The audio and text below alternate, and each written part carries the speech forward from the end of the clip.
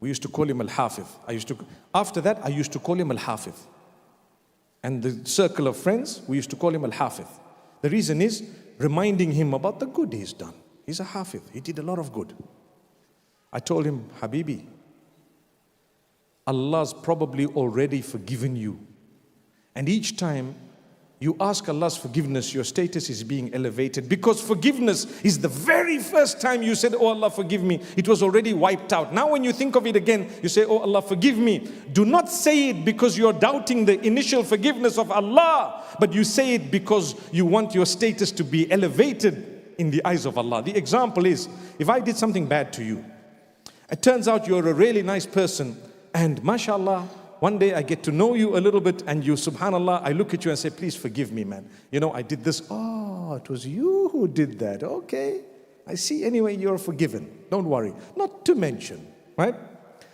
And you see me 3 days later, you look, and because of how bad the thing was, you know, I told you it's okay and you're forgiven, but you look at me and say, hey, man, forgive me. You know, I feel so bad. Every time I look at you and I think of it, just forgive me, man. I'm not saying it because you didn't forgive me, but because I remembered it again. And you say, no, it's okay, man. And then each time you see me again, you say, you know what, I feel so bad. What? Relax, calm down. It's okay, it's okay. In our language, chill, man.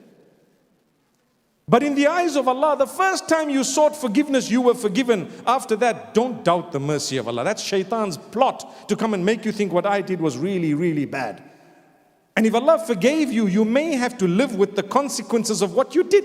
Someone chops their hand off. Someone, for example, typical example, you tattoo yourself with permanent tattoos, which Islam does not allow. And so you come up with these permanent tattoos, mashallah. You either converted to Islam or reverted, or what you did is you asked Allah's forgiveness because you realized you did it in your jahiliyyah.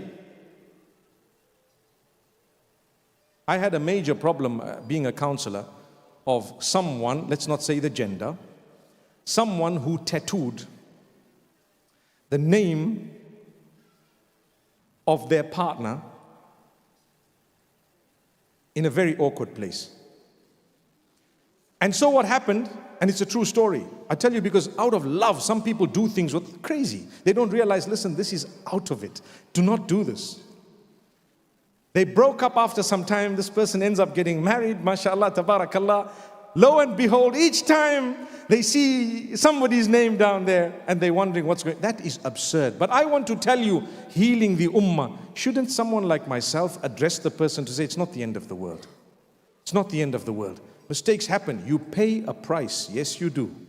You pay. But we are here to help you heal, insha'Allah. We will tell you, Allah will forgive you. Human beings may not forgive you. It's a problem. So, this brother who came to me passed on some time later, but he became a beautiful brother. He told me, can I be imam? Can I actually be imam? I said, why not? Why not? I mean, what happened in the past is the past. Today you might have the syndrome and you might know you're terminally ill, but you're the imam. It's okay, come, you lead us. And I know for a fact this brother was so remorseful that probably his tawbah was more than all of ours in sincerity. And I told him at that time, when this had happened, medication for that particular virus was not as good as it is today. Today you could live a lifetime, meaning much longer. And I told him, my brother, do you know how favored you are?